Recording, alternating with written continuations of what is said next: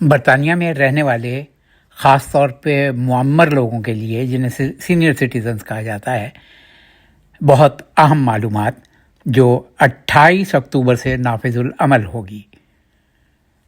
English national concessionary travel scheme کے تحت برطانیہ انگلینڈ میں بزرگ شہریوں کے مفت بس پاس کے قوانین میں چند اہم تبدیلیاں سامنے آئی ہیں۔ بزرگ شہریوں اور معذور افراد کے لیے مقامی بسوں میں مفت سفر کا حق برقرار ہے۔ معذور افراد کے لیے الگ سے معذور شہری بس پاس کا نظام بھی جاری ہے۔ مفت بس پاس کی درخواست عام طور پر مقامی کونسل کے ذریعے کی جاتی ہے۔ انگلینڈ میں بزرگ شہریوں کے لیے بس پاس کی اہلیت کی عمر اب ریاستی پینشن کی عمر اسٹیٹ پینشن ایج سے منسلک ہو گئی ہے، نہ کہ صرف عمر 60 کی بنیاد پر ہوگی۔ اس کا مطلب یہ ہے کہ اگر ریاستی پینشن کی عمر 66 ہوگی تو بس پاس کی اہلیت بھی 66 ہی ہوگی۔ اسکاٹ لینڈ، ویلز اور شمالی آئرلینڈ میں بزرگ شہریوں کے لیے عمر 60 کی بنیاد پر ہے۔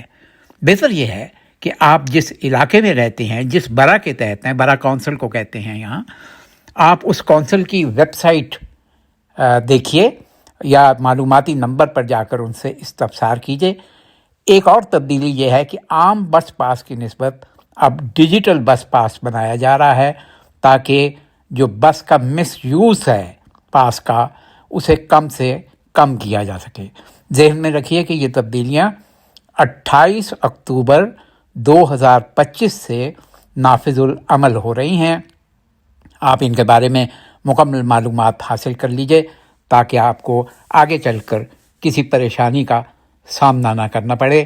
یہ بہت ضروری بات ہے کہ آپ اپنی کونسل کی ویب سائٹ سے بھی رجوع کیجیے۔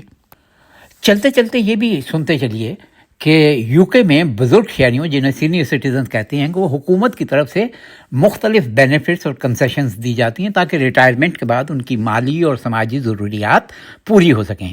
یہ مراحت 4 بڑے شعبوں میں ہیں۔ سفری سہولتیں ہیں، مالی امداد ہے، صحت ہے، سماجی تحفظ اور رعایتی خدمات ہیں۔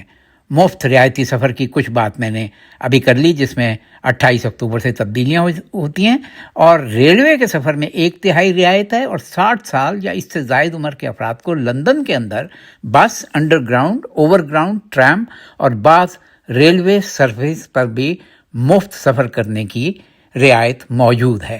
اگر کسی کی آمدنی کم ہو تو پینشن کریڈٹ بھی ملتا ہے۔ 66 سال کی عمر میں اہل شہریوں کو ہفتہ وار پینشن بھی دی جاتی ہے۔ رہائش اور بلوں کی مد میں نومبر تا مارچ سردیوں میں توانائی کے بل